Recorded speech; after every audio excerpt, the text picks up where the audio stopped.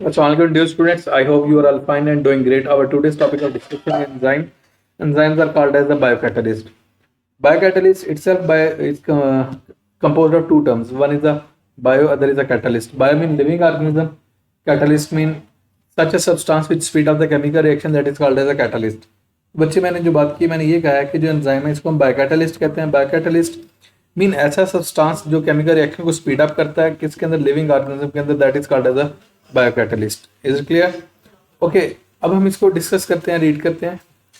Enzymes are remarkable proteins. अब यहाँ पे पहली लाइन में उसने इसकी कंपोजिशन बता दी है कि जो एंजाइम्स है they are protein nature. Clear? अच्छा, ये मैं कुछ जनरल बात बता दूं. ये कहा जाता है कि 99% जो है ना enzymes they are protein nature. Recently एक क्लास राइबोजाइम जिसे हम कहते हैं वो डिस्कवर हुई है which are not protein nature.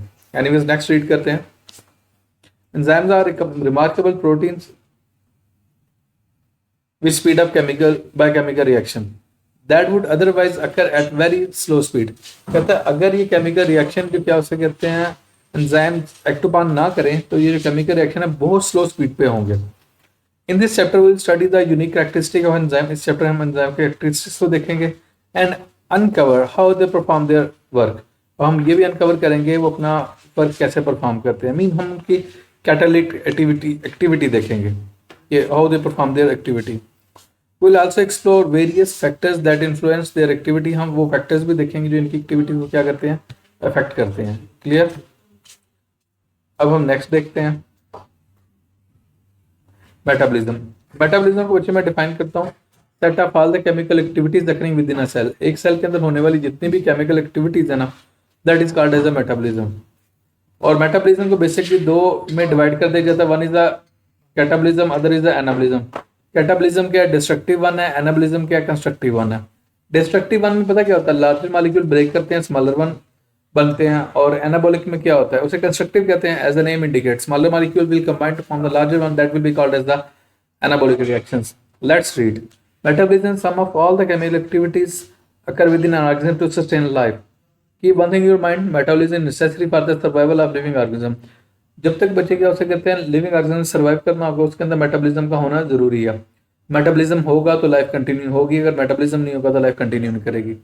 They are two subsystems, two subsets of the metabolism. One is the catabolism, other is the anabolism. As I have defined earlier that catabolism you can say destructive one and anabolism called as the constructive one.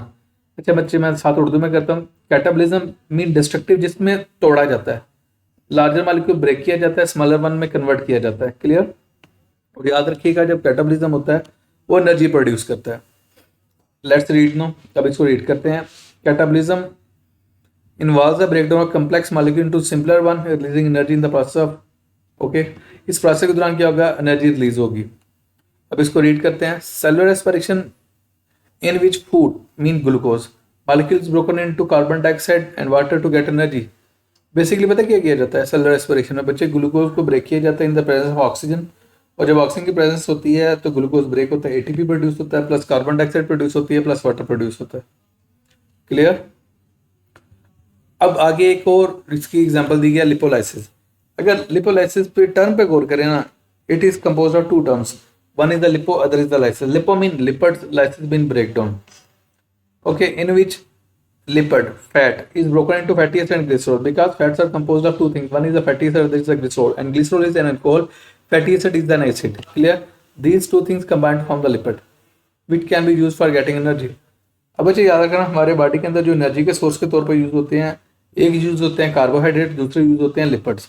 और याद रखिएगा lipids contain double amount of energy as compare to carbohydrates. Lipids में double energy होती है उसके comparison में carbohydrates के example में के कंपैरिजन में. अगर आपके पास 5 ग्राम कार्बोहाइड्रेट है और आपके पास 5 ग्राम में लिपिड है, lipid will contain double amount of energy.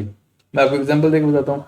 आप सर्दी में जो ये खाते हैं ना, अल्लाह ताला की कुदरत देखें, जो सर्दी में हम ड्राई फ्रूट वगैरह खाते हैं ना, जिसमें बादाम हो गया, ये वालनट मीन अखरोट वगैरह हो गया. अब इनके क्या जो आयर होते हैं ना, इनके अंदर लिपिड्स होते हैं और वो आपकी बॉडी को क्या करते हैं, एनर्जी प्रोवाइड करते हैं. नेक्स्ट हम बात करते हैं बच्चे. Next is the anabolism. Anabolism को मैंने आपको पहले बोल दिया, ये कंस्ट्रक्टिव वन है.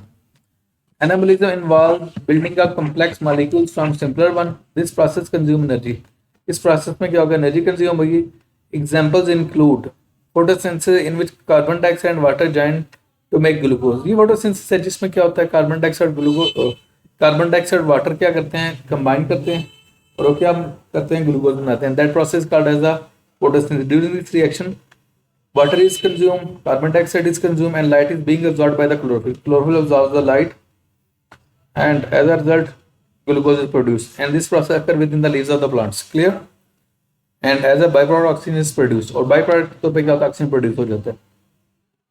Next, protein synthesis in which protein are formed by joining amino acids. और ये भी बच्चे किसकी एग्जांपल है कि अमाइनो एसिड स्मॉलर सब यूनिट्स होते हैं, ये कंबाइन करते हैं और क्या बना देते हैं, प्रोटीन बना देते हैं। नेक्स्ट एंजाइम की थोड़ी डिटेल देखते हैं। Enzymes are biological catalyst that speed up chemical reaction living organism without being consume. तो ये भी एक इनकी प्रॉपर्टी है कि जो एंजाइम्स है ना वो रिएक्शन में कंज्यूम नहीं होते। They are primarily proteins and highly specific to their substrate. बुनियादी तौर पर प्रोटीन से मिलकर बने हैं और स्पेसिफिक है। स्पेसिफिक के बाद पता क्या है, ऐसा नहीं कि एंजाइम किसी भी एक्ट ऑन कर दे। एंजाइम क्या करता है, किसी एक स्पेसिफिक सब्सटेंस पे एक्ट ऑन करता है और उसी प्रोडक्ट में कन्वर्ट करता है। क्लियर?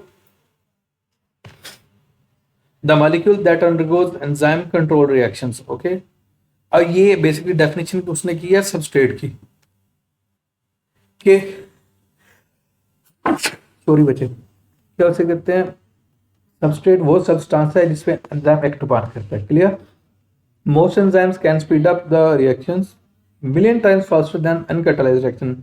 अगर आप कंपैरिजन करें ना कि हमारे एक साइड पे एंजाइम कैटालाइज्ड रिएक्शन है, दूसरी साइड पे एंजाइम अनकैटालाइज्ड रिएक्शन है, जो एंजाइम कैटालाइज्ड रिएक्शन है ना वो मिलियंस ऑफ टाइम्स क्या हो सकते हैं, फास्टर होता है as compare to enzyme catalysed reaction. Next characteristics देखते हैं। केमिकल नेचर ऑफ एंजाइम्स, ये तो हमें पता है प्रीडोमिनेटली प्रोटीन्स हैं, ज्यादातर प्रोटीन से मिलकर बने हुए हैं। They contain 110,000 amino acid.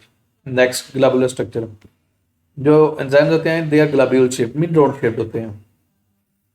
Enzymes possess a three-dimensional globular structure. This structure allows them to form active site, and active site is, you can say, is that part of enzyme which perform the activity. At this site, substrate is attached to the active site, and active site convert the substrate into the product. ये वो reason है, वो site है जहाँ पे substrate आगे attach होगा और एक्टिव साइट से कन्वर्ट कर दे किसमें, प्रोडक्ट में। Next is specificity of enzyme. Enzymes are highly specific in their you can say action. वो अपने एक्शन में हाईली स्पेसिफिक है, वो स्पेसिफिक सबस्ट्रेट को ही प्रोडक्ट में कन्वर्ट करते हैं। Enzymes are highly specific to reactions they catalyse, they are also very specific for the nature of substrate. ये नहीं कोई भी सबस्ट्रेट उनके साथ अटैच हो जाएगा, स्पेसिफिक सबस्ट्रेट उनके साथ अटैच हो। For example the enzyme amylase specifically catalyse the breakdown of starch into simple sugars. Next intracellular and extracellular enzymes. Word पे गौर करें, one is the intracellular, other is the extracellular. Intracellular mean within cell, extracellular mean outside the cell. तो enzyme दोनों environment में काम कर लेता है, सेल के अंदर भी काम करता है, सेल के बाहर भी काम करेगा। Enzymes can be classified on the basis of location where they function. Intracellular enzymes operate within cell, ये नाम इंडिकेट करेगा कि वो सेल के अंदर ऑपरेट करेंगे। Enzymes of cellular respiration. Extracellular enzymes are secreted into the outside the cell, ये cell से बाहर सेक्रेट होते हैं और सेल से बाहर ये फंक्शन परफॉर्म करते हैं। Enzyme secreted by the cells of stomach, मतलब स्टमक के अंदर जो क्या कहते हैं एंजाइम है वो अपना फंक्शन परफॉर्म कर रहे हैं। अगर जब वो स्टमक के अंदर फंक्शन परफॉर्म कर रहे हैं तो एक्स्ट्रा सेलुलर है। नेक्स्ट को फैक्टर ऑफ एंजाइम।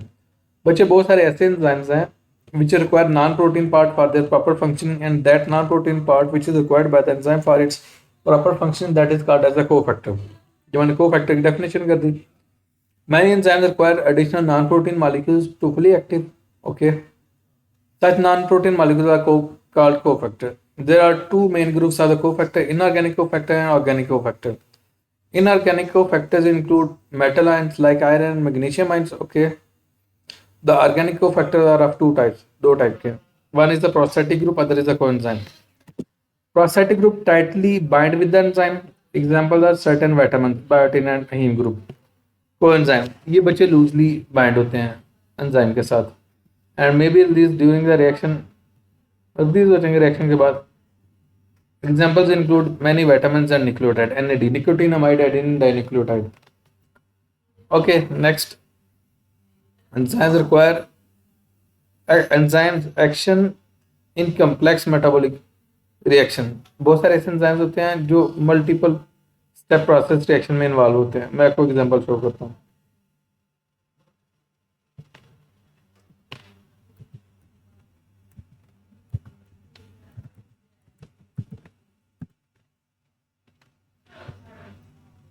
ये मैंने आपको जनरल सा प्रोसेस दिखा रहा हूँ ग्लाइकोलाइसिस। इसमें मल्टीपल स्टेप्स हैं और इन मल्टीपल स्टेप्स में एंजाइम इन्वॉल्व हैं। एक से ज़्यादा एंजाइम इन्वॉल्व हैं तो ये मल्टी स्टेप प्रोसेस में भी इन्वॉल्व हो सकते हैं। Multiple enzymes work in a sequence to carry out a series of reaction. Each enzyme in the series catalyzes a specific step. After speeding up the reaction, the product is passed on to the next enzyme for the further reaction. Okay. Use of enzyme in different industry. Different industry में enzyme use हो रहे हैं. Food industry. Enzymes that break starch into simple sugars are used in the production of white bread, buns and rolls. Enzymes are also used for the production of cheese. Enzymes जो है वो चीज़ की production के लिए भी use होते हैं। Paper industry enzymes degrade starch to lower its viscosity that aid in making paper. Paper बनाने में इन्वॉल्व होते हैं। Next biological detergent. डिटर्जेंट में यूज होते हैं। डिटर्जेंट बच्चे सरफ होते हैं। अगर आपके कपड़ों के ऊपर किसी सालन के, गोश्त के या किसी भी चीज़ के जिसमें आपकी प्रोटीन हो सकती है, लिपिड्स होते हैं, उनको साफ करने के लिए। Next fermentation industry. Fermentation industry में यूज होते हैं enzymes degrade starch and protein to produce simple sugars and the amino acid and peptides. These substances are used by microorganisms yeast in fermentation and produce different products for human use. Clear? यहाँ तक बच्चे मैंने इनकी characteristics बता दी. If you have any sort of question, then you can ask in the comment section. Clear है बच्चे? Thank you so much.